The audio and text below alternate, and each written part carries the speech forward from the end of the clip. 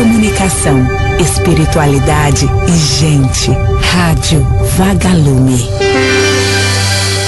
Começa agora. Mensagens que chegam pela manhã. Insights, músicas, interatividade, conteúdos que propõem mais consciência. Mensagens que chegam pela manhã. www.webradiovagalume.com. Fique à vontade entre nós, fique bem. Tá no ar o Mensagens que chegam pela manhã, agora pela webradiovagalume.com, ao vivo, na manhã de quinta-feira e nas reprises, à tarde, à noite e de madrugada. Eu quero começar esse programa comentando logo de cara uma mensagem que eu li agora há pouco pelo Facebook de uma pessoa que disse assim: olha, seus vídeos de fato são muito provocadores e reflexivos, mas eu tenho cautela ao assistir. Me causam um pouco de depressão, nostalgia e fico em dúvida se devo seguir em frente. Aí eu respondi só assim: siga o seu coração. Só isso. E aí eu fiquei pensando nisso, nesses minutinhos que a gente estava ouvindo música aqui antes de começar o programa, nesse efeito, talvez os vídeos ou a rádio, né? Essa pessoa falou dos vídeos, mas a rádio, os textos ou os livros podem causar em algumas pessoas. Tanto é que já há algum tempo eu gravei um vídeo que está lá no meu canal que diz assim: cuidado. Esse vídeo veio também de um texto que eu escrevi há mais tempo ainda, com o que eu escrevo ou com o que eu digo. E eu me lembro que eu me motivei em escrever aquele texto porque naquela vez uma pessoa comentou um vídeo meu dizendo o seguinte: poxa vida, esse vídeo seu falando essas coisas, eu que venho aqui para ser jogada para cima, eu quero ser jogada para cima e não ver essas coisas. E aí eu me lembro que eu escrevi esse texto: cuidado, se você quer vir para cá para ser jogado para cima, existem outros lugares, né? Tá cheio de vídeo motivacional, aquelas borboletas voando, alguém dizendo você é o vencedor, e aquelas fotos em slide. Isso existe, né? Palestras motivacionais, livros motivacionais. Essa não é a minha intenção aqui. E eu reconheço que o que você ouve no nosso encontro pode gerar em algum momento, como essa nossa querida escreveu aqui, desconforto, medo, ela falou até nostalgia, né? Porque às vezes, ou na grande parte das vezes, se enxergar provoca efeitos colaterais. Se não fosse assim, nós não evitaríamos tanto. Por que a gente está tentando o tempo todo se distrair? Por que a gente chega em casa quando não tem ninguém, tem que ligar uma televisão para ficar um ruído, uma voz, a gente se entope de ruídos? Por quê? Porque muitas vezes é difícil ouvir a própria voz. Muitas vezes é difícil enxergar a si próprio. E é isso que eu proponho aqui, que você se enxergue, que você se ouça, que você se veja. Se você deixar de se ouvir, de se ver para me ouvir e me ver, também não deu, não é o que eu quero. Portanto, se gera desconforto, se gera uma sensação esquisita, é mais ou menos semelhante àquele remédio que você precisa tomar e começa a fazer algum efeito. Então fique bem, aquiete-se, ouça o que esse sentimento, que essa sensação estão dizendo a você, que eu não tenho dúvidas que a sua alma, você ali, sua consciência está falando, e talvez esteja na hora de ouvir. Não só ouvir, mas falar também. Eu estou esperando a sua participação aqui no contato@webradiovagalume.com. Esse é o nosso e-mail. Escreva e participe, tá bom? No chat da rádio, aqui na página, no site da rádio também. Já tô lá e já tem gente online. Durante todo o programa eu vou espiando e vou comentando as conversas ou expondo o que sai por ali. Fique bem, tá no ar o Mensagens. Listen as your day unfolds. Love you. Climb to the Moon, Julia Miller aqui no Mensagens que chegam pela manhã. Hoje de manhã eu publiquei uma frase, um pequeno texto no Facebook.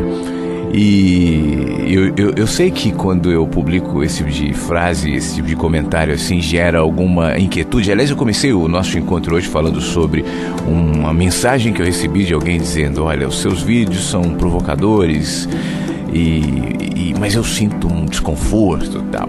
Não sei se prossigo, se não prossigo. E essa frase que eu comentei talvez gere esse tipo de inquietude em algumas pessoas. E até por isso eu queria comentá-la. E ela começa assim: esqueça a ideia de Deus. Esqueça a ideia de Deus. Bom, ideias são muitas. As ideias são reflexos dos nossos pensamentos. E os nossos pensamentos das nossas experiências. E as nossas experiências indicam um ponto onde nós estamos. Durante milênios, Deus vem sendo discutido como uma ideia. Não só desde o advento do cristianismo, que como instituição começou no século III, né? Mas desde o princípio, quando o homem de alguma maneira começou a manifestar a sua percepção, o seu desejo, a sua impressão de transcendência, né, a ideia Deus vem sendo discutida. No princípio era discutida obviamente de uma maneira muito mais rudimentar, mas Deus era projetado no sol, na chuva, nos adventos da natureza. A natureza não se conhecia, os climas, as estações, os fenômenos da natureza. Aliás, hoje a gente não conhece todos os fenômenos da natureza, muito menos há milênios, né? Então tudo era efeito de discussão de deuses, de ideias ou humores de deuses, e esse era o parâmetro para se discutir Deus ou deuses, como queira, né? Depois o homem foi refinando um pouco seu olhar, foi desenvolvendo a sua tecnologia, as suas experiências, e com todas as discussões, incluindo discussões éticas, discussões morais, discussões políticas. Aí os gregos vieram com a democracia, né? A contribuição grega com a política é muito grande, o próprio conceito político vem dali, né? De polis, de cidade, enfim.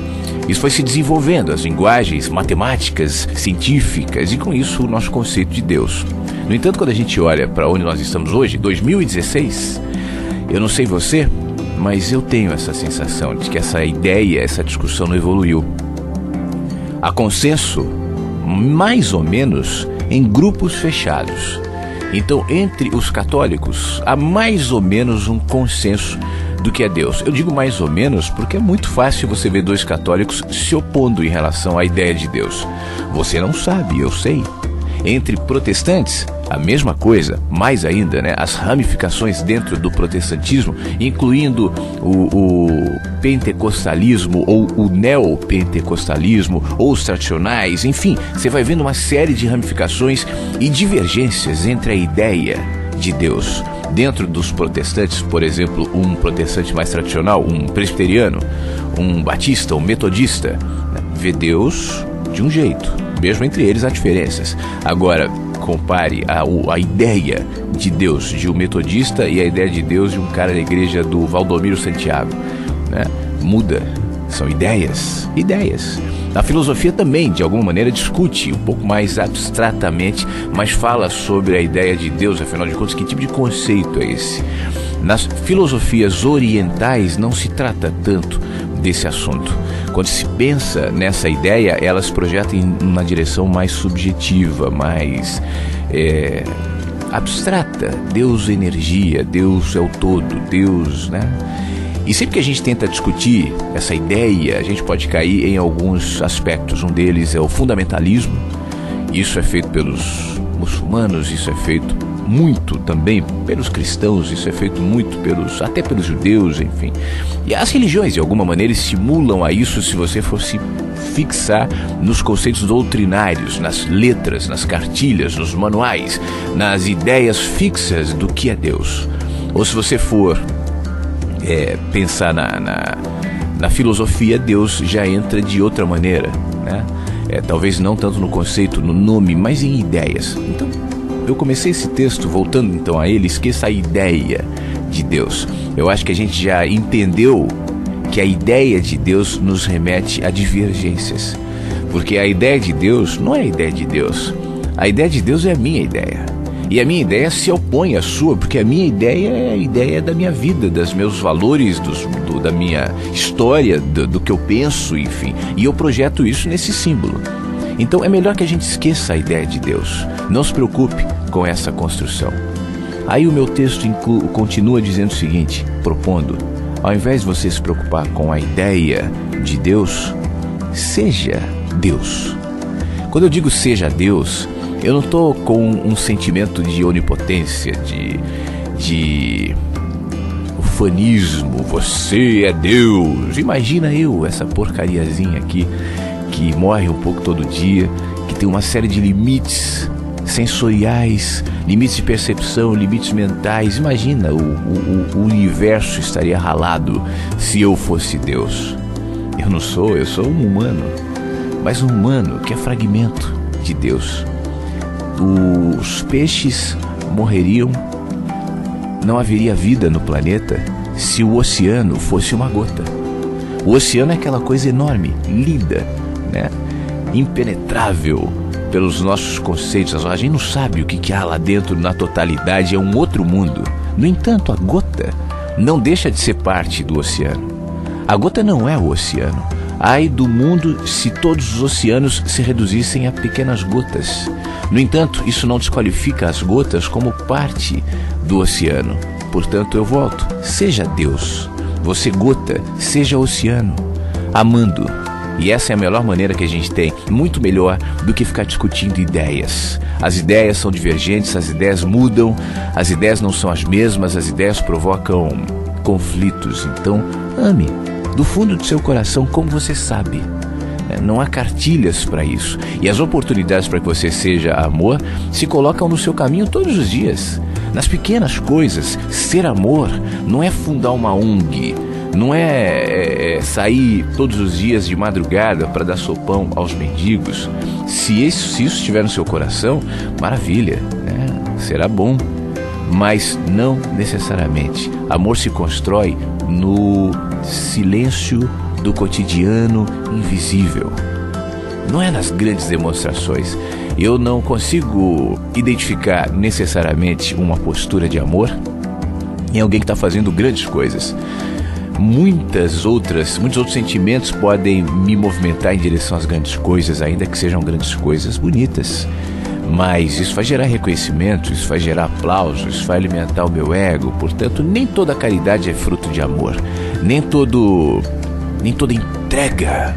Uau, fulano de tal é uma pessoa pobre, deu tudo que tinha, nunca enriqueceu e cuida dos pobres. Maravilha, isso é lindo, mas não necessariamente é fruto de amor.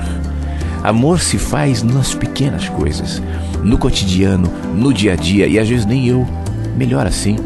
Não consigo identificar os meus processos e as minhas entregas de amor que vão sendo construídas no dia a dia, no caminho, para aquele que está atento nessa consciência, que então eu posso chamar de Deus. Porque quanto menos eu espero, agindo dessa maneira, eu vou estar na dimensão Deus. Deus, muito mais que uma ideia, é uma dimensão onde eu vivo. E lá não há sentido as discussões, os argumentos. Eu fico vendo gente, eu vou provar a existência de Deus, o outro eu vou provar a não existência de Deus. E aí ficam os dois bobões, as duas criancinhas discutindo ali. Não, veja, igual eu estava lendo hoje no Facebook não, no YouTube, nos comentários ali dos vídeos. E eu tenho um vídeo muito polêmico, tal, que fala assim: vida após a morte, você não vai para o céu. Esse vídeo é a partir de um texto que está no meu livro Menino Quer Ser Pelo Céu. E as pessoas comentam o vídeo sem ler, sem ver, né? E os caras já vão com todo preconceito e toda a artilharia do mundo. Então teve um cara que escreveu hoje assim: se observarmos que tudo que existe no mundo é tão perfeito, o corpo humano, a natureza, ele vai tentando provar que Deus existe, Deus é inteligente, o mundo é inteligente demais para apenas ser originado por um nada, a questão é tal, e um monte de argumentos, e no fim ele termina dizendo, essa voz mansa aí, cheia de ilusão, podemos viver um eterno carnaval bebendo e transando, seria mais lógico, mas eu sou cristão, eu sei que Deus existe, se defendendo. E eu dizia assim, eu respondi, eu quase nunca respondo, mas eu falei para ele assim: meu amigo, eu aproveito seu comentário para estimular você e os que comentam sem ver ou refletir sobre o vídeo, que o façam antes de escrever. Mas eu tô dando esse exemplo para mostrar como a gente se protege. Esse cara não tá defendendo Deus. Deus não precisa dele, e nem de mim, e nem de você, e nem de ninguém. Quem somos nós para defender ou atacar, para dizer eu creio, e aí Deus fica feliz, e eu digo eu não creio, e Deus fica triste. Isso é muito mais presunçoso do que essa minha frase: seja Deus no amor que você pratica, né? Então, quer ser Deus, quer entender Deus, quer experimentar, seja amor. Agora essas ideias, deixa para quem quer discutir. Eu conheço a Deus, você não conhece a Deus? Não, eu conheço, porque Deus... Aí começa a citar um monte de versículo bíblico e tal. Maravilha, fique ali. Mas o que eu estou te propondo é entrar nessa dimensão.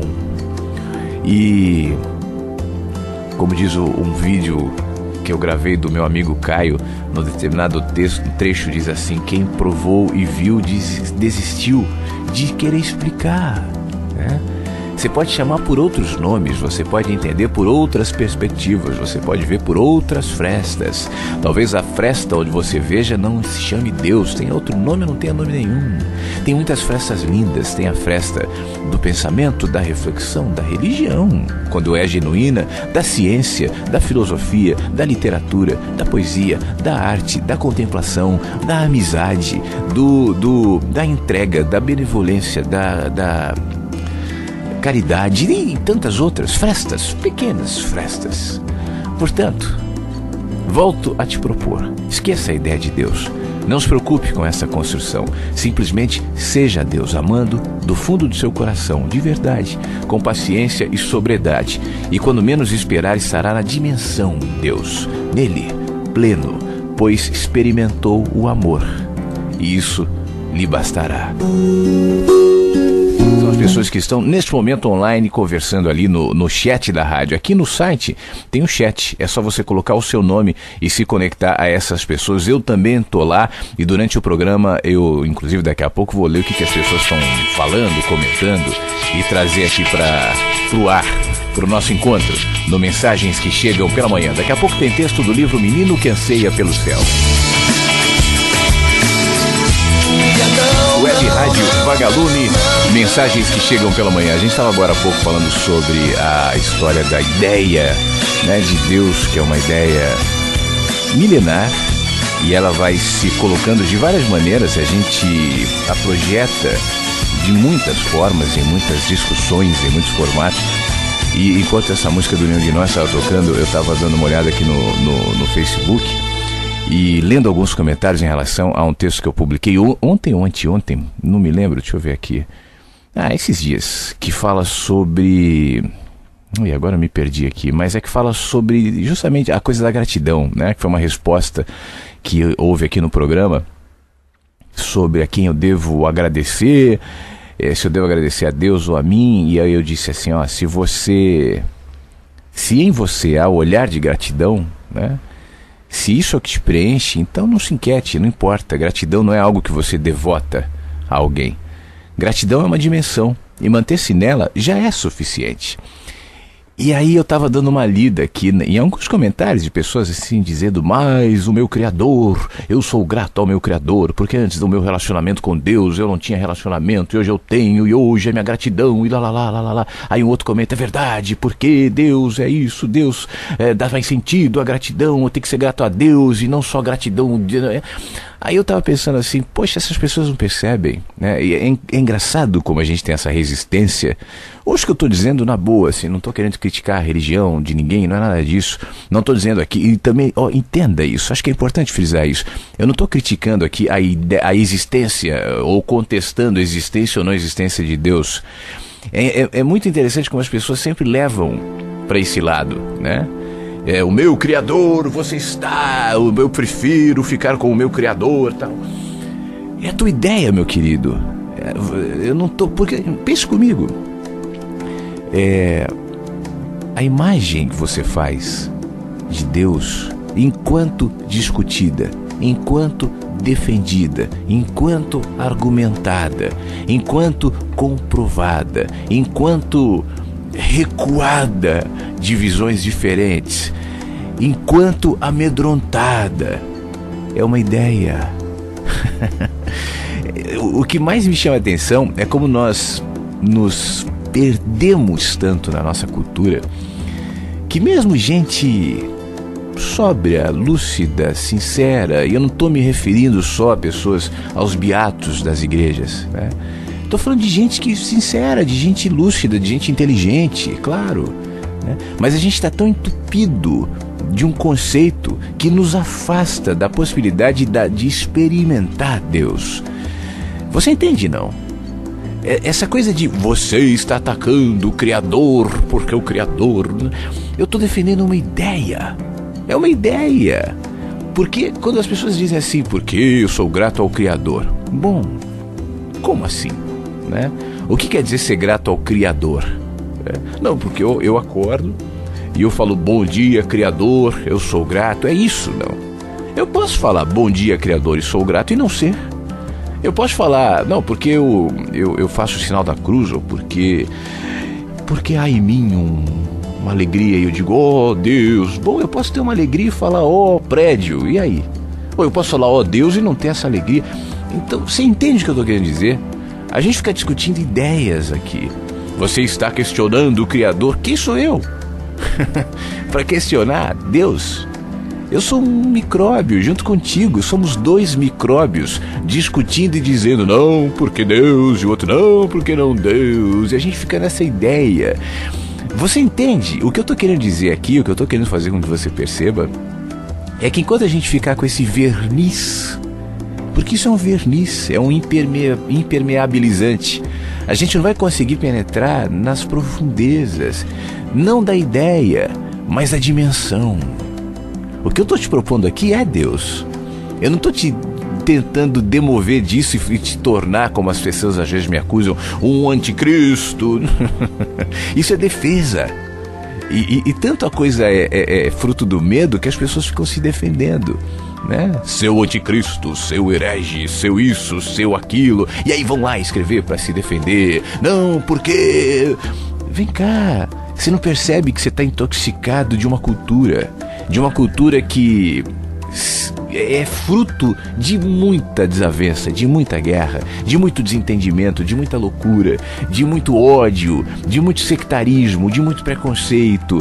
Ah, não, mas não é o meu caso. É óbvio que não, sempre são os outros, né? No meu caso, é fruto do amor. Eu amo, mas odeio o pecado. Eu amo, mas você não pode ficar com essas ideias aí, porque você vai sair como o outro escreveu, sair bebendo, fumando e transando. Você consegue entender? Tira essa verniz, tira essa ideia e o que acontece? Aí essas pessoas vão dizer, acaba a moral, acaba o respeito, acaba a ética, acaba... Então, fica nesse caso comprovado que não há genuinidade de ética, de conceito, de sei lá o que há uma verniz que prende, que segura, que cola essas ideias de moral, ideias de ética, ideias de conceito, ideias de Deus, ideias. Mas as ideias mudam, as ideias se relativizam, as ideias se diluem conforme eu me movimento, as ideias deixam de ser conforme a luz muda de posição. E nós estamos em mudança de posição. Hoje eu estava indo para a escola com meu filho e aí a gente estava caminhando. Geralmente quando a gente vai para a escola cedinho assim, o sol fica bem como diz na aviação, bem na proa, fica bem na cara, assim, a gente vai meio, né, se escondendo e tal, bota um óculos escuro. Aí hoje o sol tava bem mais pro lado, assim, não tava, depois de alguns dias nublados aqui no sul. Aí eu comentei com ele, você vê como o mundo tá se movimentando, né? Há pouco tempo o sol tava bem na nossa cara, a gente não percebeu que o mundo se moveu, mas moveu, agora o sol tá aqui do lado. Então a gente não percebe, mas há movimento o tempo todo. O sol está se movimentando, já não está nesse momento às 8h38 da manhã igual estava quando nós fomos para a escola. E não estará daqui a um minuto. Está tudo em movimento, incluindo as nossas ideias. Então quando a gente vive na superfície, no verniz das ideias, Deus, ética, moral, enfim, verdade, enfim, objetivos, significados, valores, prioridades, tudo no campo das ideias. Tudo se dilui.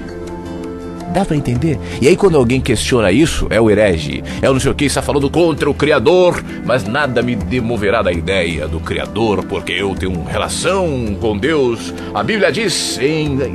Você entende? Não estou querendo ser irônico, me perdoe. Eu sei que às vezes eu pareço ser, mas é pra entender. É pra entender que eu não estou falando contra nada. Eu só estou te lembrando que muito mais do que um conceito, do que uma ideia, do que uma discussão, do que uma teoria, do que uma filosofia, do que uma cartilha, do que letras ou qualquer coisa do tipo, é necessário que a gente entenda que para além disso está Deus, está o amor, está... E aí você pode chamar do jeito que quiser. É como a gente ficar discutindo, dizendo, olha, quem sabe de amor é Vinícius de Moraes. Aí o outro vai dizer, não, Vinícius de Moraes não, eu gosto do Carlos Drummond de Andrade. Aí sim, Vinícius de Moraes. E a gente vai ficar na discussão superficial entre um poeta ou outro, quando na realidade o amor transcende a ideia de um ou do outro. O Vinícius de Moraes escrevia o amor conforme a perspectiva que ele enxergava. O Carlos Drummond de Andrade, conforme a perspectiva que ele enxergava. O Fernando Pessoa, que não falava tanto de amor e tinha uma poesia mais densa e mais deprimida, inclusive, não, acho que deprimida não é o caso, mas vamos ficar ali, deprimida em relação à vida, via sobre outra perspectiva, mas não por isso deixava de falar de amor. O Saramago, com a sua crítica, com a sua acidez, via sobre outra janela, outra perspectiva, diferente deles, e não deixava de falar de amor, ainda que não usasse esse termo, ainda que não escrevesse necessariamente histórias que tinham essa proposta de falar sobre o amor, mas o amor é dito, mesmo quando não dizemos, porque o amor não depende que eu diga para que seja. Você entende? A mesma coisa a Deus. Não precisa da discussão, da ideia do eu sei, você não sabe, eu tenho um relacionamento com o Criador. Depois que eu conheci Jesus, a minha vida mudou, porque... Você consegue entender o que eu estou falando? A minha proposta nessa ideia aqui é que a gente avance um pouco a fronteira, né? Para que a gente não se inquiete muito com isso, para que a gente não se incomode com isso, que a gente consiga, e isso é lindo, quando você conseguir fazer isso, vai ser um grande avanço. Vai ser lindo quando você conseguir perceber Deus além das palavras, quando não houver palavras, quando ninguém disser nada, quando não vier de alguém que você espera que venha, quando não partir de um poço, de uma fresta que você espera que venha, quando for inesperado e você perceber, quando alguém que aparentemente não tem nada para te dizer, te disser, sem dizer, mas te fará perceber Deus no que faz, no que é, no que respira, em como vê. Quando você conseguir identificar no olhar, não no olhar altivo e presunçoso dos que vêm dizer em nome de Deus, mas quando você perceber no olhar humilde e simples daquele que não sabe e que reconhece a sua fragilidade, a sua ignorância, a sua simplicidade, e por isso mesmo diz no olhar, diz na fraqueza, diz no reconhecimento das suas impossibilidades. Há algum tempo eu escrevi um texto, eu acho até que está no Menino que Anseia pelo Céu. Eu tinha reservado um outro texto para ler, mas como está dentro disso que a gente está falando, que dizia o seguinte: alguém me perguntava assim, como é que eu posso, você que diz que Deus está até nos humildes e tudo, como é que eu posso perceber Deus num corrupto, por exemplo? Aqui eu achei. Se Deus e eu e você somos um, como é que eu posso enxergar em um político corrupto e um ladrão, ou mesmo uma pessoa que atropela a outra, não presta socorro? Então eu vou ler esse texto para concluir esse pensamento sobre as ideias de Deus, né? E essa é uma ideia. Deus está na bondade, Deus está no bondoso, Deus está na Madre Teresa de Calcutá, Deus está no Papa Francisco, Deus nos estereótipos. Eu não estou dizendo que não esteja, tá? Pode estar também, certamente está, mas também está no corrupto, também está naquele que você aponta. Deus está no Cunha, Deus está na Dilma, Deus está no Lula, Deus está no Temer, Deus está em todos. Então eu dizia aqui no texto, não são as virtudes que nos dão a dimensão de Deus. Elas estabeleceriam níveis de comparação, determinaria tabelas e regras morais, onde um tem mais Deus e outro tem menos Deus. É mais ou menos assim que a nossa sociedade faz, especialmente quando diz que fulano precisa de Deus no coração. Mas olha, vem cá, Deus é selvagem. Elegemos representantes de Deus baseados em moralidade, em ética, em posturas ilibadas, e desconsideramos que o ser humano é composto de luz e sombras, ambivalências, todos, incluindo aqueles que a gente considera ilibados, referências morais. Não, esses caras como nós são humanos cheios de ambivalências, e elas se expressam de um jeito ou de outro, queira demonstrar ou não. Eu posso aqui na rádio, por exemplo, esconder as minhas ambivalências, me colocar nessas 2 horas que nós temos aqui como um ser iluminado, perfeito. No entanto, eu tenho consciência de que não sou perfeito e nem iluminado. O ser que tenta refletir Deus em sua ética vai se corromper no próprio orgulho. Eu não vejo mais Deus em comportamentos moralmente aceitos, como também não vejo menos Deus nos chamados imorais. Assim como eu não vejo Deus apenas no dia calmo, na praia linda, no céu iluminado, as borboletas, os anjinhos gordinhos de cabelinho enrolado, anjinhos voando com aquelas flechas. Eu vejo também Deus nas catástrofes naturais e cósmicas, na madrugada, na manhã, na vida, e eu vejo Deus na morte. Deus é em tudo, e tudo é em Deus. Limitar essa percepção a comportamentos éticos ou morais é arbitrar caixas para o que não caberia em nenhum dos nossos limites, das nossas ideias, da nossa moral, da nossa perfeição. Deus, meu querido e minha querida, é selvagem, e ainda que você tente defendê-lo, o que você está fazendo é se defender. Perca o medo e não haverá necessidade de defesa. Não é feliz. Balada do Loucos Mutantes aqui no Mensagens que Chegam pela Manhã. Essa semana, eu fiz uma indicação de documentário aqui. Essa indicação eu já fiz algumas vezes, do documentário Kumaré, que é um diretor de cinema indiano com ascendência americana, e ele queria provar como é fácil manipular as pessoas, né? Especialmente nessa ideia, nessa onda oriental quer dizer, especialmente nessa onda oriental, não. Especificamente ele quis mostrar dessa maneira. Obviamente que isso pode ser feito de várias maneiras. Mas nesse caso, ele se disfarçou de um mestre indiano. Então, ele botou todo aquele estereótipo que a gente conhece, né? Ele ficou fisicamente muito parecido com o Osho. E falando, tal, enfim. Inventou um monte de bobeiras ali.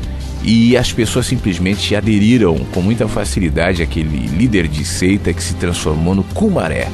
Depois, com o tempo, ele, incomodado com a adesão das pessoas, ele se complica, né?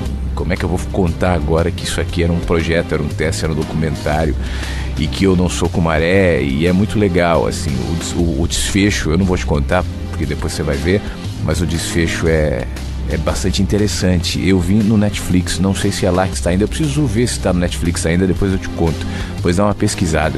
Mas aí a Maria Rita me mandou um e-mail aqui, comentando, ela disse, olha, eu segui sua dica, eu vi o Kumaré com K, tá? Kumaré.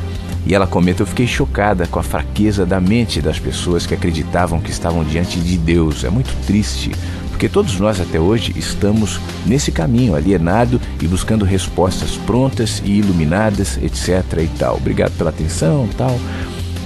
Vamos juntos nessa caminhada, sem medo de perguntar, de duvidar, pacificados conosco, com gratidão, com o mundo também. Abraços, Maria Rita de Cássia. Obrigado, Maria. E para você também, tá? Agora, essa adesão nossa, né? Não é só a figura do mestre iluminado.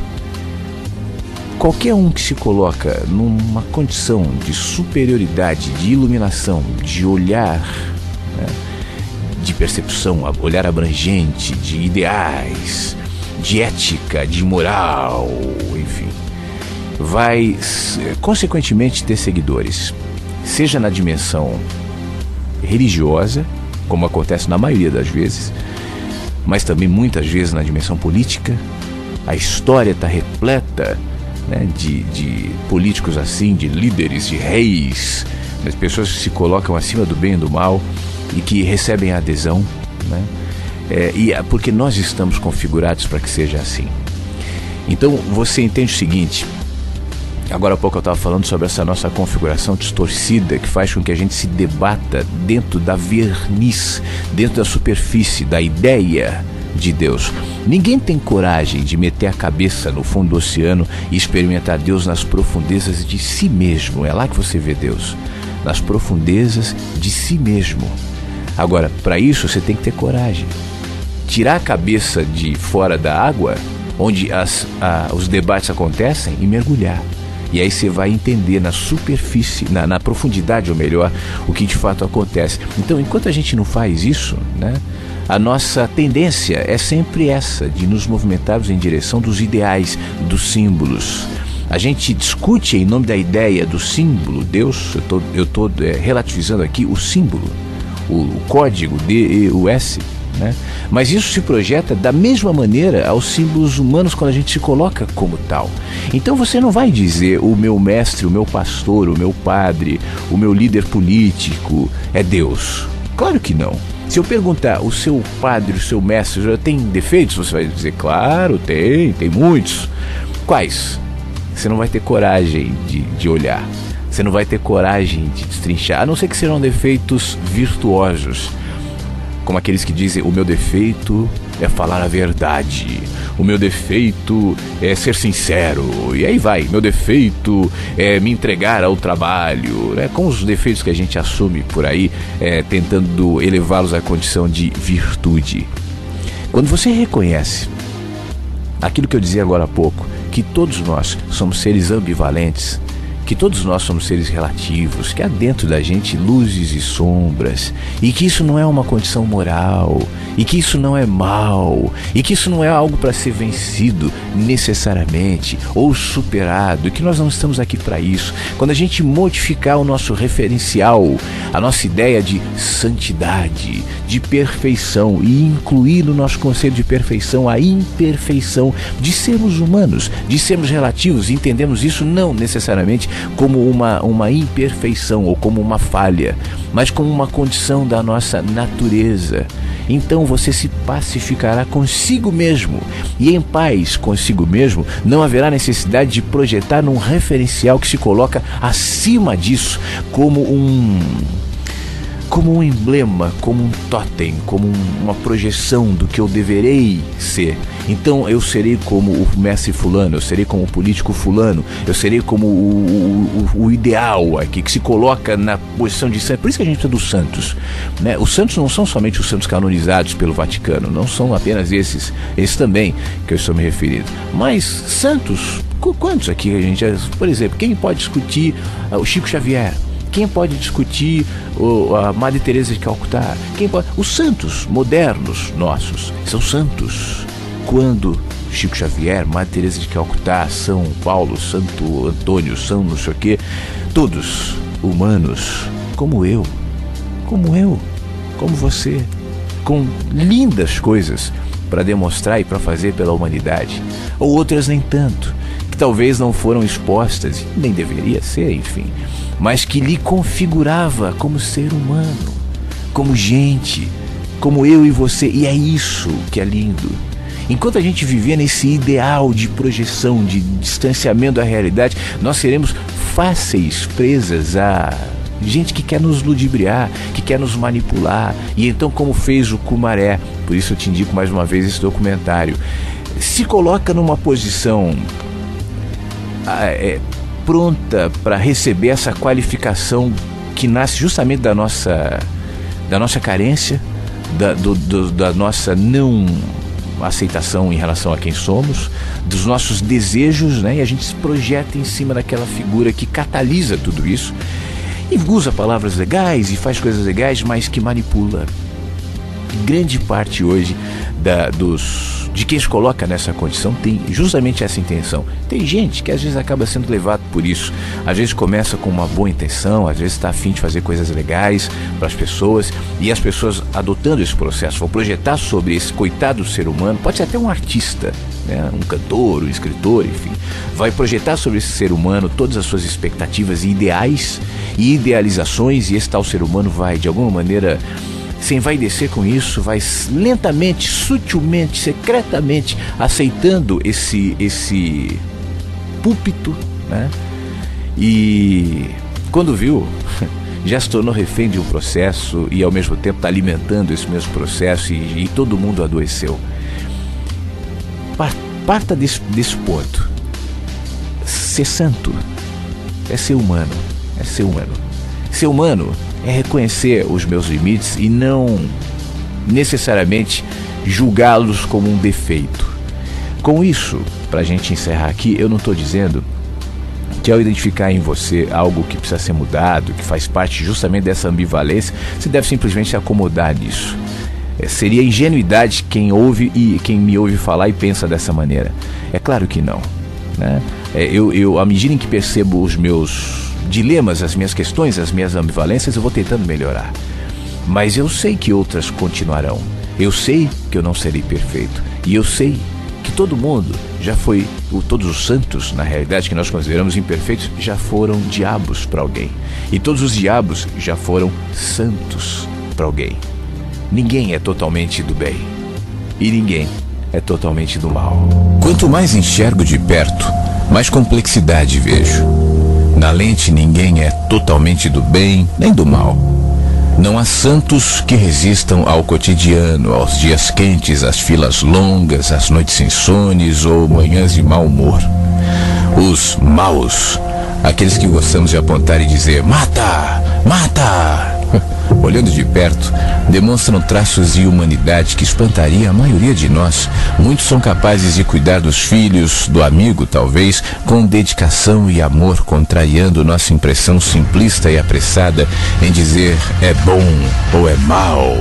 São santos para os seus. Examine o branco com a lupa, a mais potente que tiver, e verá uma mistura de cores. Não há branco. Aproxime-se do laranja, do verde, do vermelho, do azul, e verá que cada uma delas representa a soma de tantas outras. Um anônimo que cruza seu caminho em uma tarde qualquer, ou entre tantos rostos desconhecidos, gente que você nunca viu. No entanto, aproxime-se, olhe, converse, ouça, conheça os hábitos. E na próxima vez que se cruzarem, não será mais um anônimo, será o Sebastião, conhecido seu. Assim são as pessoas, assim é a vida. Você jamais conhecerá alguém em sua complexidade de pensamentos, jamais terá acesso aos poços interiores, às sombras, aos processos que refletem no corpo, no jeito, nos atos que não entendemos.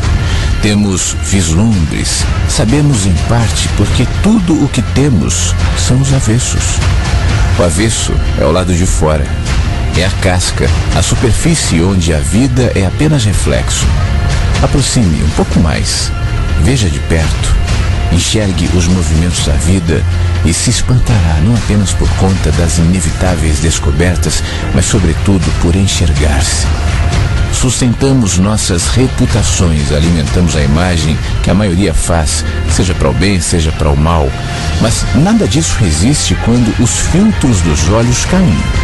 Sem preconceito, sem nenhum tipo de juízo de valor, nenhuma pretensão em saber alguma coisa, veremos o outro. E no outro, veremos quem somos. Somos o outro também. Pequenas partes de uma coisa só, com reflexos de nossas escolhas, seja no que chamamos de bem ou de mal. Nessas partes refletem nossa cegueira, nossos medos que se expressam aqui e ali, de um jeito ou de outro, em gente que você odiaria admitir que, apesar dos pesares, essencialmente se parece contigo. Todo diabo é santo para alguém. Todo santo é ou já foi diabo, de modo que só me resta a consciência de que não há santos que resistam ao cotidiano. Afinal, quanto mais enxergo de perto, mais complexidade vejo. Na lente ninguém é totalmente do bem nem do mal. Somos nós, expostos no outro, para que não haja outro, para que não haja nós. Você está ouvindo mensagens que chegam pela manhã. Músicas, reflexões, conteúdos que propõem mais consciência. Mensagens que chegam pela manhã. Fique à vontade entre nós. Esta é a webradiovagalume.com. Daqui a pouco aqui no Mensagens eu quero ler o que está acontecendo no chat da rádio, aqui na página inicial. Você pode entrar no chat e falar com as pessoas. Eu vi que as pessoas estão conversando muito sobre o que a gente está discutindo aqui. Eu fico feliz com isso. E daqui a pouco também, no contato @webradiovagalume.com, participe do Mensagens que chegam pela manhã.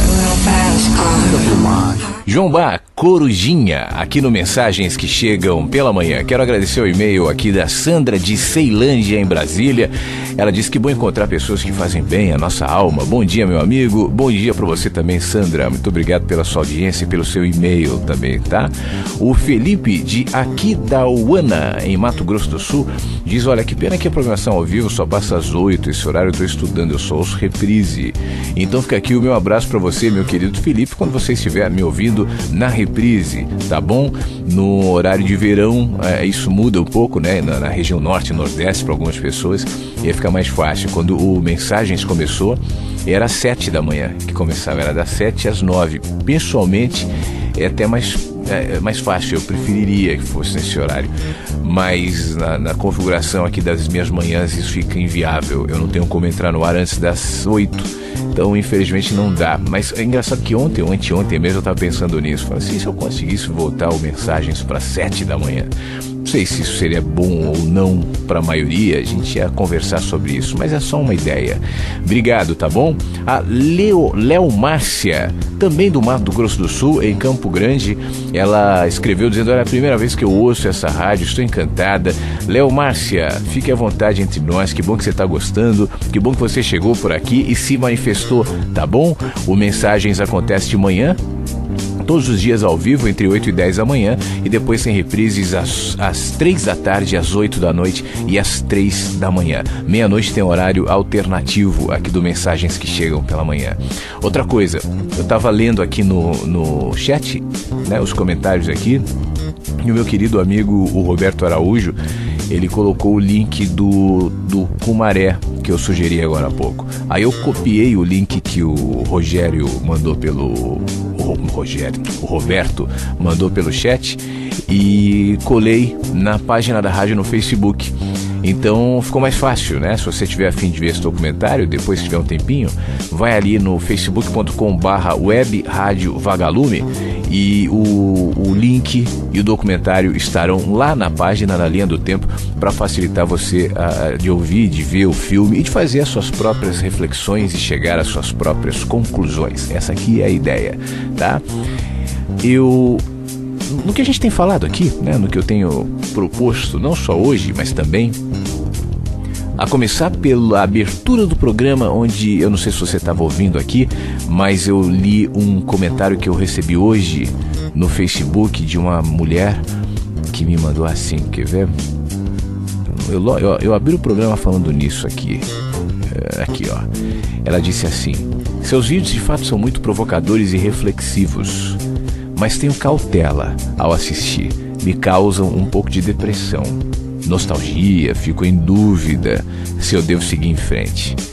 E aí eu fiquei pensando também num texto que tem no Menino que Anseia pelo Céu, que fala quando as coisas vão perdendo sentido e a gente se sente caindo, né? Porque eu reconheço que muitos assuntos que a gente toca aqui desconstrói um monte de crenças nossas. Eu não estou aqui, por favor me entenda, eu não estou aqui para desconstruir suas crenças. Ontem mesmo eu falava sobre isso, né? Eu não estou aqui para desqualificar o seu pensamento e dizer, olha, o teu é pior e o meu é melhor. Eu não acho isso. Não é questão de pensamento melhor ou pensamento pior, e nem de destruir o que você pensa e acredita e colocar outra coisa no lugar. Porque os nossos vícios mentais, os nossos enganos, as nossas projeções simplesmente serão transferidas de uma crença para outra. Essa é a minha crítica para aquilo que a gente chama de evolução, porque o cara tinha a religião judaico-cristã e agora tem uma religião oriental, e a gente acha que isso é evolução. É mudança de códigos, é mudança de símbolos, é mudança de ritos, mas a essência continua a mesma. Muda a superfície, mas não muda a essência, a verdade lá de dentro. Continua exatamente igual quando a gente simplesmente tenta desconstruir uma crença e colocar outra no lugar. No entanto, a minha proposta aqui é que você se movimente e, ao invés de enxergar sempre a partir de uma única perspectiva, que é essa onde você está, você possa enxergar a sua própria verdade a partir de outras perspectivas. E isso vai tornar a sua verdade mais ampla. Não é questão de tirar a sua verdade e colocar a minha. A minha verdade não cabe em você. A minha verdade tem a ver comigo. A minha verdade tem a ver com as minhas experiências, os meus movimentos, as minhas impressões, a minha história, os meus pensamentos, as minhas falhas, as minhas contradições, as minhas sombras. Então eu vou construindo a minha verdade. Ela não cabe em você, mas ela pode ser referencial para te ajudar a se movimentar. E nesse movimento, mais perspectivas, mais amplitude, e a sua verdade aumenta. E por que medo de aumentar a própria verdade? Por que medo de iluminar e questionar? E aparar o que deve ser aparado, e podar o que deve ser podado, e alimentar o que deve ser alimentado na sua própria verdade, para que você enxergue mais. Esse processo às vezes nos dá aquela sensação de queda. Sabe quando a gente era criança, adolescente e tal? E às vezes você vai dormir e dá uma sensação assim de que a cama você está caindo da cama, assim, dá um movimento. Isso tem a ver com crescimento, né? E o mesmo acontece existencialmente falando. A gente sente que as coisas vão perdendo sentido e nós simplesmente tentamos nos apegar em alguma coisa, nos segurar em alguma coisa, porque há sensações de queda. Então eu comento nesse texto aqui um e-mail que eu recebi de alguém que me dizia mais ou menos assim: olha, eu conheci o seu trabalho, e é parecido com essa mensagem que eu li agora há pouco, né? Conheci seu trabalho, gostei, mas ele me fez ficar inquieta e hoje eu sinto que eu tô perdendo a fé. As coisas deixaram de fazer sentido. Para que a vida? A morte, o amor, Deus? Já não faz mais sentido. Isso me deixa angustiada. Essa pessoa escreveu para mim. E eu respondi assim: olha, a resposta que eu acabei de... ou melhor, já pulando aqui para a resposta direto. Somos pequenos seres que criam e creem na própria cultura. Se apegam a ideias absolutas, precisam crer que tudo se desenha exatamente conforme a gente pensa. Aos nossos pensamentos, às nossas ideias, às nossas projeções. E por isso a gente se esconde. Precisamos de legitimação para aquilo que chamamos de fé. A ideia de que seja tudo rigorosamente coerente com o que aprendemos. Caso contrário, o nosso castelo desmoronará. Quem pode aceitar que não sabe todas as coisas? Como admitir que nem tudo se encaixa e um olhar ligeiramente atento vai desarrumar o nosso presépio, não é? Perdemos a fé na proporção em que ela vai deixando de se enquadrar em nosso próprio enquadramento, quando ela sai da caixa que seguramente criamos e se mostra maior. Mistério, promotora de questionamentos que até então jamais teríamos coragem de cogitar. Não há limites para o conhecimento, seja na área que for. Nenhum cientista está perto do todo, nenhum filósofo, nenhum teólogo. Não há intelectualidade que se aproxime da verdade por uma simples razão. A verdade não cabe na mente. A verdade é selvagem. Tudo que podemos pensar é válido como apontamento. A nossa lógica nos leva por caminhos incríveis, até chegar o momento em que seremos obrigados a concluir que, a partir de certas fronteiras, é preciso abrir-se ao mistério que não cabe em minha racionalidade. O universo inteiro me aponta para isso. Só as minhas ideias, as minhas religiões, as minhas crenças é que não, que tentam capturar o mistério inefável, incognoscível e transformar isso em cartilha moral, em doutrina, em comportamento que pode ser mensurado e comparado. Mas o universo inteiro me aponta o contrário. É assim quando eu olho para o céu, por exemplo. Quando eu penso no infinito, quando eu tento entender o que faz com que um corpo humano, assim como o meu, sonhe, componha músicas, encontre beleza, faça poesia, ame. O que está além do nosso parco conhecimento biológico, das complexas conexões neurais, da mente coletiva, da consciência humana?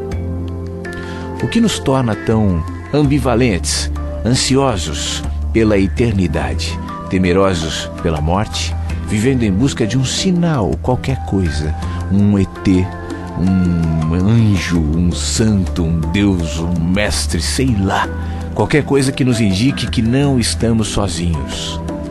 Nossas angústias produziram filosofias e religiões e seguimos confortavelmente por elas, até quando a gente dobra a esquina e constata que não há mais chão, que aquilo que nos sustentava até aquele momento, que as verdades que pareciam tão inquestionáveis e tão valiosas e tão certas, deixaram de ser.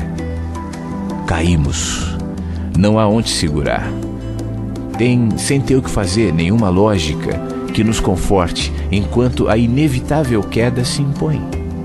Eu acho que é nesse ponto que você está. Na queda não temos controle, deixou de ser seguro, a perspectiva mudou, as coisas perderam sentido, você tenta abrir o paraquedas da mente, mas ele não funciona mais. Então, e as crenças? E os ensinamentos, e as regras, e a moral, e a fé? Bom, agora você pode espernear, ou você pode relaxar. Pode se debater inutilmente enquanto cai e se estatela lá embaixo, ou você aproveita a viagem. E é aí que tudo acontece. Sem referências, sem respostas fáceis, sem paraquedas, em queda livre, você descobre que toda a sua busca te colocou agora, nesse ponto aqui, nesse dia chamado hoje, nesse lugar. Era esse o momento da sua vida. Tudo vira possibilidade. Afinal, está fora de controle. Então, o que pode acontecer? Sem controle, sem respostas absolutas, sem cartilhas que me garantam o que quer que seja, eu simplesmente deixo de me esconder e vejo. Enquanto tentava assimilar tudo que chamo de verdade, enquanto buscava respostas prontas, eu temia que uma brisa de consciência desfizesse aquilo que eu fingia acreditar. Mas agora eu vejo. E só me resta admitir que a verdade absoluta se fragmenta em seres fragmentados como eu e você. Eu percebo que jamais cheguei a respostas filosoficamente satisfatórias, completas. Haverá conflitos eternos, enquanto o meu medo me fizer tentar assimilar o inassimilável. Então, agora, tudo fala. Vejo Deus em gente que jamais imaginaria, santidade em pecadores, sacralidade em tudo que se vincule à simplicidade, à abertura de viver. Eu já não preciso mais de símbolos. Não que os símbolos estejam errados, mas não me satisfazem mais, porque falam apenas à minha mente e ao meu medo. Deus é em você e você é nele. Todos são, tudo é. Não importa como chame, tanto faz se você usa referências bíblicas ou não. Nada pode te afastar do amor de Deus, pela simples razão de que nele habitam todos os mistérios, os vazios, as perguntas, as respostas. Deus é a queda. Deus é o vazio. Caímos nele. Nessa hora, tanto faz os códigos, não importa se você chama de DEUS, de universo, de vida, de Alá, ou não chame de nada. Deus é o vazio, é o mistério que vive na gente. Então você me pergunta, e o que nos ensinam na Bíblia? E a vida após a morte? E o significado da história de Jesus? É tudo mentira? Olha, vai ser mentira se você tentar capturar todos os significados na sua mente e se apoderar deles. Crescerá se deixar que tudo o que sempre creu se conecte com a queda e se expanda, se aprofunde, te tome por completo. Então não tenha medo, perder a fé não é errado. Duvidar faz parte. Nem sempre o caminho é assim tão previsível, tão matemático. Deixe de se culpar, muito menos de se torturar atrás de respostas. É a sua mente, as suas ideias, o seu medo militando contra você. Aproveite a queda, preste atenção na paisagem, sinta o vento no rosto, então você vai ver Deus. Deus em gente, Deus na vida, Deus em bichos, Deus na morte, Deus em você. Esse é o encontro. Já fora da dimensão da intelectualidade, dos símbolos, das crenças, das cartilhas, nada mais faz sentido até que o nada seja tudo. Até que não seja mais queda, seja voo, seja liberdade, seja vida.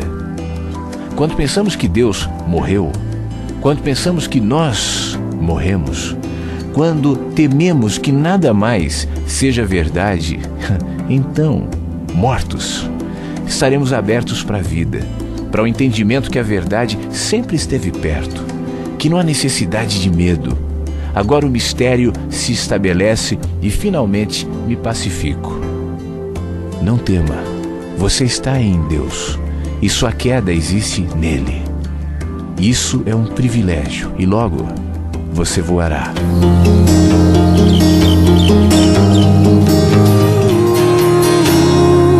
Basta eu mentalizar algo para conseguir o que quiser, tipo assim, pensamento positivo. Isso aqui é um trecho do livro Éden. Olha, pensar positivo é bom, mas não se trata disso. Eu falo de um ambiente mais profundo que tem a ver com o seu inconsciente, com o que acontece na profundidade de seu ser, com aquilo que é, não necessariamente com o que pensa. O que pensa revela sua mente, sua consciência revela o que é.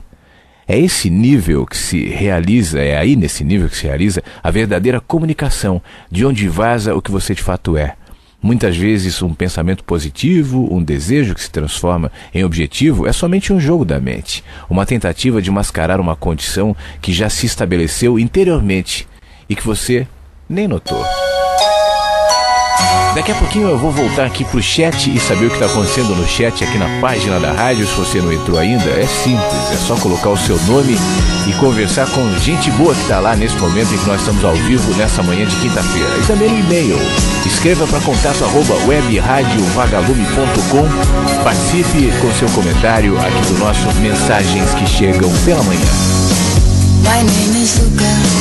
Don't argue anymore.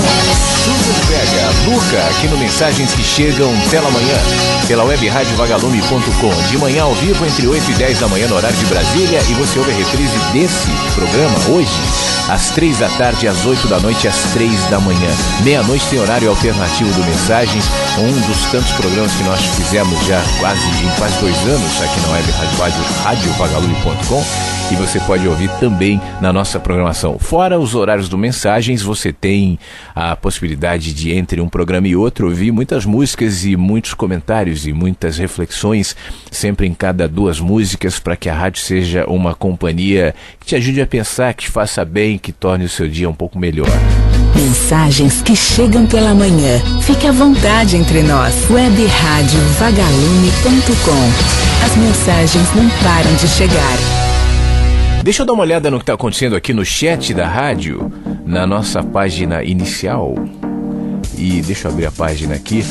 Bom dia, gente. Sou grato por nos encontrarmos aqui enquanto nos encontramos um no outro. O melhor de hoje para todos nós é o que diz o Rafael Pereira aqui no chat da rádio.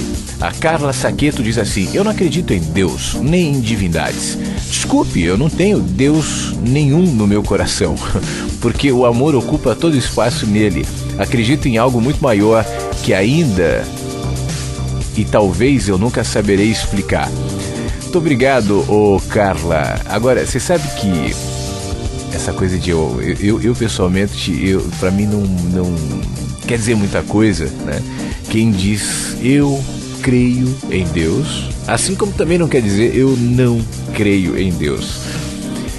Geralmente quando a gente faz esse tipo de afirmação, não estou obviamente dizendo que é o seu caso, eu só estou expandindo um pouco isso aqui, a gente está falando de uma cultura.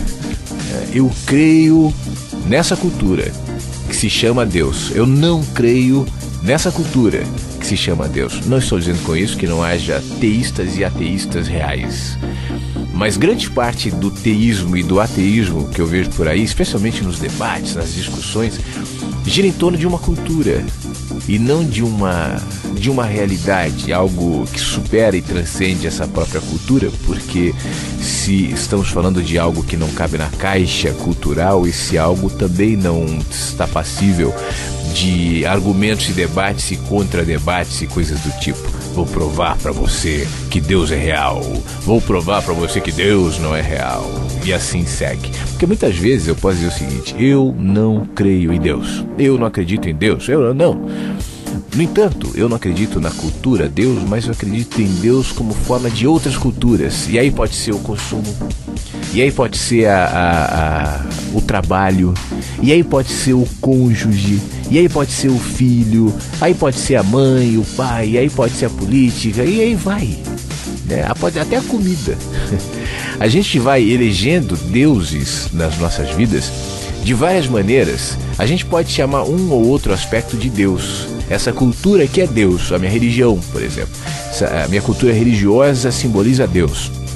Isso não quer dizer que eu não tenha outras variações de nomeações e percepções de Deus no meu cotidiano que se projetam em coisas do tipo como as que eu descrevi agora, né? O meu Deus, o que é inquestionável para mim é, sei lá, a minha senhora, e assim vai. Então, cabe em cada um de nós, nesse caso, uma autoavaliação, e isso não é uma coisa que eu devo... Jamais eu poderia fazer isso, apontar e dizer: olha, Carla, no seu caso é isso e aquilo, porque você conhece os meandros, né, do seu coração e o que se passa aí na sua mente. Eu posso fazer isso e olhe lá em relação a mim, numa autoavaliação, né, numa observação do que eu coloco no lugar de Deus. Eu posso ser o Richard Dawkins e viver do discurso ateísta, dos livros ateístas e tudo mais. Mas no caso, por exemplo, do Richard Dawkins, ele me aparenta, não estou afirmando, mas a aparência é essa, de que o Deus dele é justamente o ateísmo. Isso pode ocupar o lugar de Deus. E ocupa em muitos casos, não é à toa que a gente vê por aí religiões ateístas, encontros, um cara falando lá na frente, contribuições financeiras, instituições, campanhas, igualzinho uma igreja. A diferença é que uma fala eu creio, outra diz eu não creio, mas é a mesma coisa. O Deus, nesse caso, se tornou a instituição, se tornou a cultura.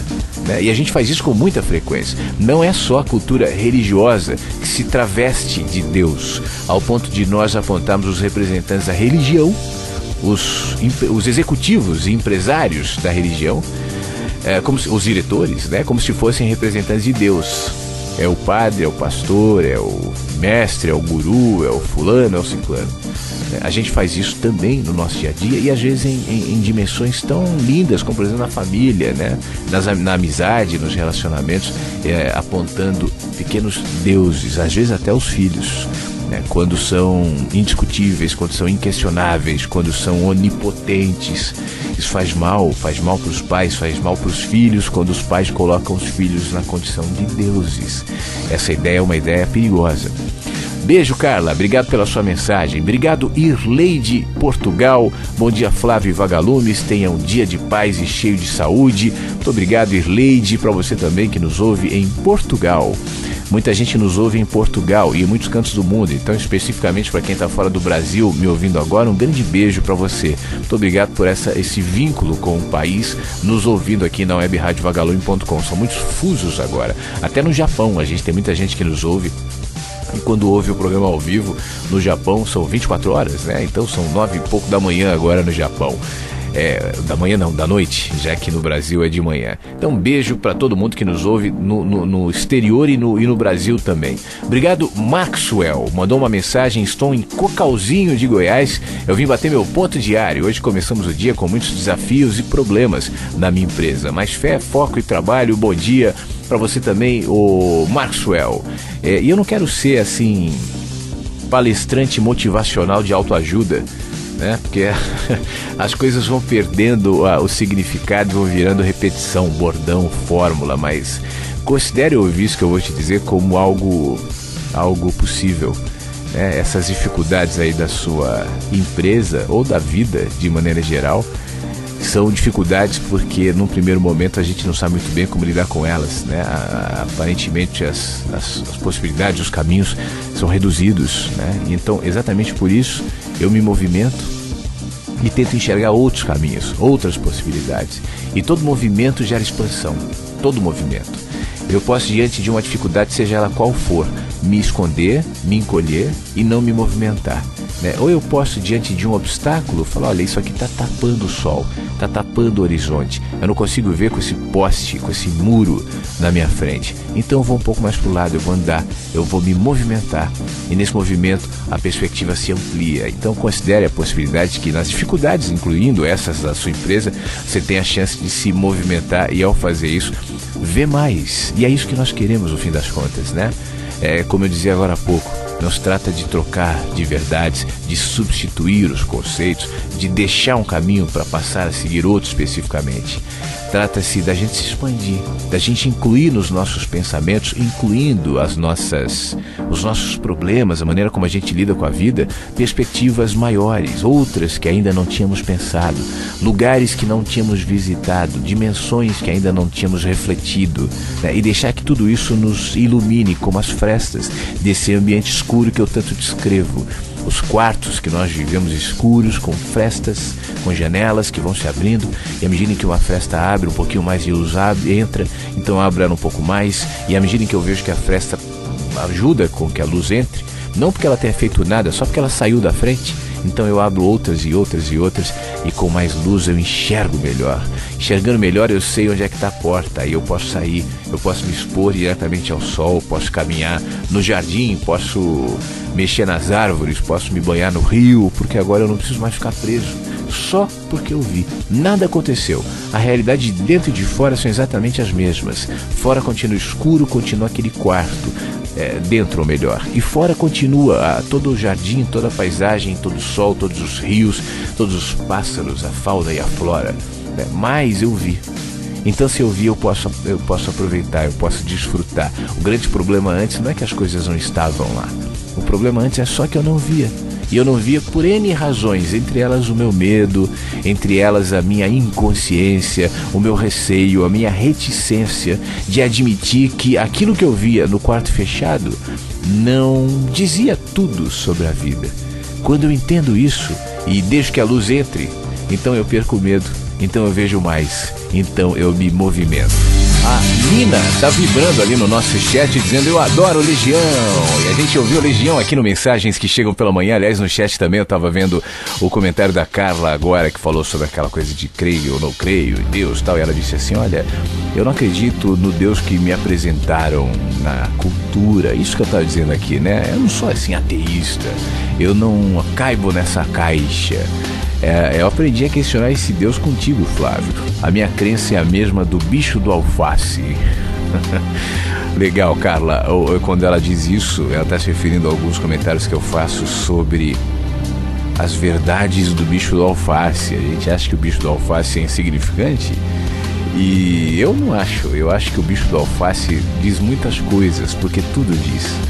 Eu prefiro a religião dos peixes, das minhocas, das pulgas. Eu acho o latido de um cachorro muito mais genuíno do que a pregação de um homem presunçoso. Eu acho o miado de um gato que passa na sua perna e roça na sua perna muito mais inspirador, muito mais genuíno, muito mais sábio do que o discurso de um político querendo enganar as pessoas, de um religioso tentando convencer as pessoas da sua própria verdade e prendê-las nas caixas. Olha, no fim, queridos, é sempre isso, a gente está buscando a liberdade, sabe? Quando a gente chega aqui nesse mundo e somos educados pelos nossos pais com todo amor, com toda boa intenção, tudo mais, mas a gente não percebe e nem os nossos pais, e nós estamos sendo enquadrados. É por amor que os pais fazem isso, ou por amor, talvez não seja exatamente a palavra, é com a melhor das intenções que os pais fazem isso, mas é com o que aprenderam, com medo, né? O que é certo, o que é errado. Esses dias eu presenciei uma discussão de uma pessoa que dizia assim, estava falando sobre um caso que houve aqui no Sul, de um jovem que morreu mexendo com tráfico de drogas, enfim, essa história toda. E aí alguém dizia assim: eu tenho pena das mães, dos pais. E alguém comentou: eu acho que os pais e as mães são os culpados. Eu estava presente, mas eu estava quieto, só ouvindo. Aí, mas por quê? Por que não deram educação? Por que não deram amor? Por que não deram isso e aquilo? E as pessoas perguntavam: mas deram como podiam, né? Não. Veja, por exemplo, começou a dar alguns exemplos. Fulano tem problemas, né? A gente sabe, as famílias são bem intencionadas, mas as famílias não deram amor. A gente identifica um monte de erros na criação dessas pessoas. E essa pessoa que dizia isso não consegue perceber a grande fragmentação de caráter que lhe habita também, né? Em todos nós, de um jeito ou de outro. E aí só nessa hora eu intervi e falei assim: olha, e a pessoa me olhou assim, irritada tal. Eu disse assim: se você está se baseando em falhas de criação desses pais para justificar aquilo que você chama de defeito desses filhos, você deve admitir que mesmo no seu caso, ou em outros que você considera que não tem tantos defeitos assim, há falhas e há fragmentação, né, de criação, há imperfeições, há erros. Então o que define não é isso. E a pessoa ficou irritada, essa pessoa está grávida. E eu dizia: olha, daqui a 5 anos, daqui a 10 anos você vai perceber que não existe matemática nessa história, né? Não existe. Então a gente sempre está se escondendo dos nossos medos, das nossas falhas. É muito fácil apontar e dizer: fulano é culpado, fulano é errado, o caráter, até quando acontece com a gente.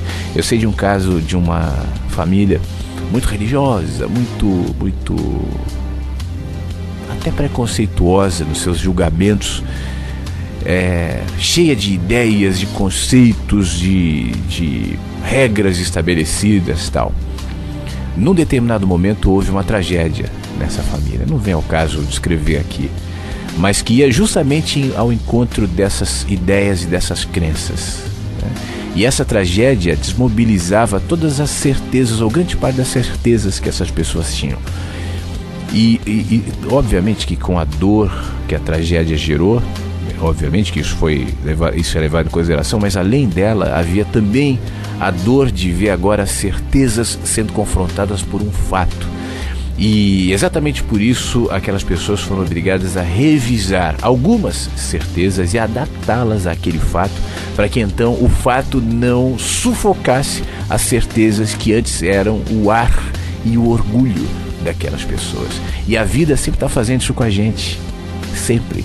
Você está sempre sendo confrontado com as realidades, com os fatos, com as contradições, com as lutas, com as dores, com as dificuldades, com a escassez. Enfim, com aquilo que você considera ser o seu maior álibi, o seu maior poder, a sua maior virtude, a sua maior certeza. Isso está entrando em xeque o tempo todo. O tempo todo. Então, não seja assim tão precipitado com as suas arrogâncias, com as suas certezas. Não seja assim tão absoluto naquilo que você pensa. Você pode ter as suas crenças, as suas ideias, claro que sim, mas mantenha entre elas as suas ideias, né? E as suas certezas, as suas convicções, mantenha espaços de arejamento para que as surpresas da vida não lhe encurralem. Porque isso acontece. Basta você viver mais do que 15 anos, mais do que 16 anos, sair da adolescência, que você vai começar a lidar com uma série de encurralamentos e contradições. Podem ser menores em determinados momentos, até fáceis, simples de resolver, e outros maiores que se projetarão como dilemas na sua vida. E aí, à medida em que você deixa de encará-los por medo, justamente por conta do conflito que eles vão gerar, das rachaduras que eles vão provocar nas suas certezas, se você se esconde, isso vai te fragilizando. Você sabe que está se escondendo, ainda que não admita para si mesmo. E esse esconderijo, essa posição acuada na vida, vai se transformar numa pessoa raivosa, fundamentalista, amargurada. E aí você vai viver na tentativa de provar para si mesmo que você não está se escondendo. E esse movimento de tentar provar a si mesmo nunca acontece de mim para mim. Eu vou tentar fazer isso com o mundo inteiro. Então eu vou sair gritando as minhas verdades, vou sair brigando, vou sair daí, vou sair cada vez mais cheio de julgamentos, sabe? De verdades caninas, só porque eu não estou disposto a me colocar nos conflitos e confrontos que a vida me impõe. Isso é para todo mundo, meu querido e minha querida, é para mim. É para mim, eu sou confrontado muitas vezes. É contigo. E será assim, à medida em que a gente vai vivendo e se abrindo para as experiências. Então, quando você assume a sua condição de aprendiz, né? Ninguém aqui é mestre iluminado. Como eu faço para me tornar um Buda? 10 passos para a iluminação. Como eu faço para me iluminar? Porcaria isso é papo furado para te vender coisas, para você se tornar refém e comprar livro, e comprar curso, e comprar vivência, e comprar sei lá o que, entendeu? Isso é papo furado. Não tem essa história de iluminação, eu vou virar um Buda, eu vou virar um ser humano. E o ser humano implica em muitas vezes me deparar com as minhas contradições e entrar em conflito com as minhas verdades, mas isso é para crescer. Quando a gente é criança e se torna adolescente, entra numa fase de muitos conflitos. Os adolescentes geralmente são pessoas cheias de conflitos, né? Porque ela justamente está nessa transição das verdades que antes abrigava na infância e agora, diante dos enfrentamentos da vida, vai sendo obrigado a colocar em xeque isso. E se a gente fizer isso com tranquilidade, ao invés de tentar fugir, vai ser melhor. A gente sai mais maduro, a gente sai mais experiente. Esse processo não termina na adolescência, ele continua na vida adulta, ele prossegue na idade, como é que chama? Idade média, esqueci agora, na maturidade, vai. E ele vai adiante, na meia-idade, na meia-idade, e vai adiante na velhice, sempre vai. A diferença é que na medida que eu entendo esse processo, enquanto ele acontece, eu já não me acuo, mas eu processo tudo isso em paz, entendendo que é isso, no fim das contas, que chama a evolução, é isso que chama aprendizado, é para isso que nós estamos aqui, e não para ficar defendendo e atacando e debatendo e comprovando e contradizendo as bobeirinhas que a gente chama de verdade. A vida se impõe, né? A vida se coloca, a vida nos mostra. Bom, eu tenho aqui um e-mail do nosso querido Stepherson, nosso querido amigo. Eu conheci o Stepherson lá em BH, na última vez que eu estive em BH fazendo um encontro, e o Stepherson diz o seguinte: bom dia, Flávio. Sobre a sua última mensagem, eu quero dizer que quando eu conheci o seu trabalho, eu também me senti incomodado, tanto que fiquei muito tempo sem ouvir a rádio, mas eu sempre voltava. Hoje eu não fico sem a rádio e o incômodo nem é tão grande. Eu acho que a falsa segurança da nossa zona de conforto não permite que a gente dê um passo a mais. É normal. Tudo que é novo e diferente causa medo. Como você mesmo diz, você não traz segurança e nem respostas absolutas, mas nos faz pensar. Eu acho que todo mundo sempre procura coisas certas e é difícil aceitar que nada nessa vida é absolutamente certo. Gratidão pelo seu trabalho. Querido amigo, muito obrigado. Eu que fico grato pela sua mensagem aqui. E eu sei que tem muita gente que vem e vai, que fica e não fica. E o bom da rádio não depender de faturamento, de audiência, de verba publicitária, é isso. Eu não me incomodo, né? Eu não estou aqui para ter audiência, quanto mais gente viesse, não, eu vou tocar música popular, vou fazer uma linguagem popular, eu vou incorporar aqui alguns conceitos que eu aprendi no rádio para ter mais audiência.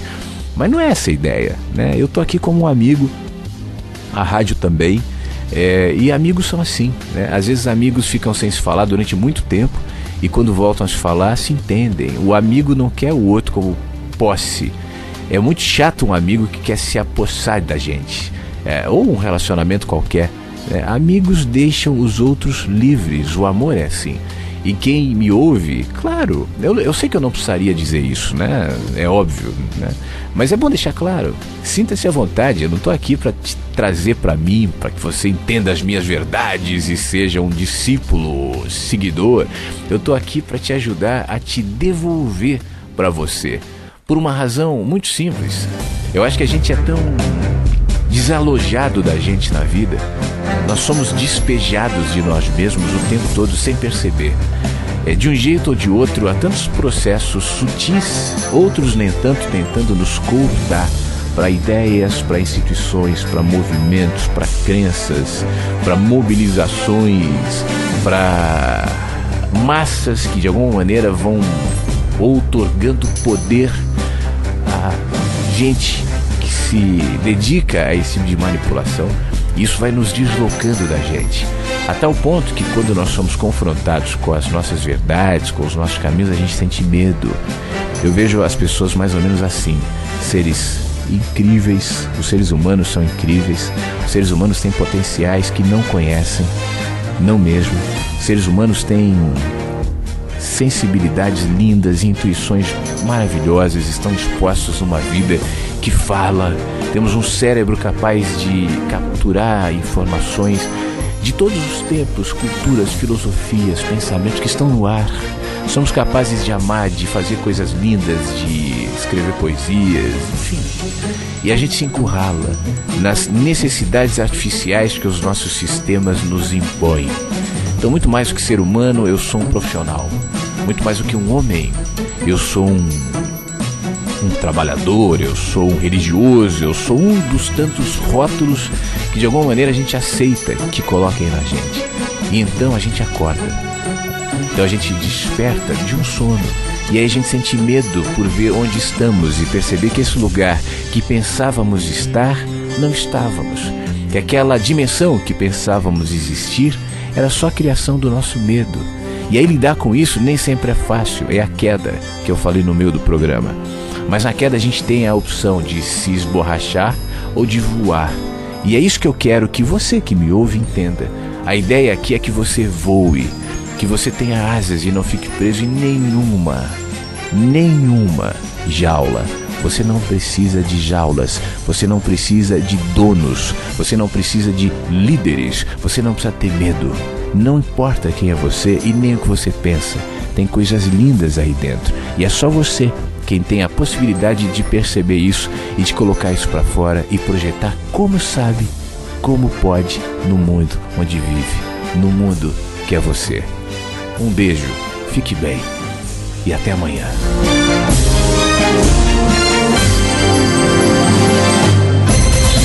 Você ouviu Mensagens que chegam pela manhã. Insights, músicas, interatividade, conteúdos que propõem mais consciência. Mensagens que chegam pela manhã. www.webradiovagalume.com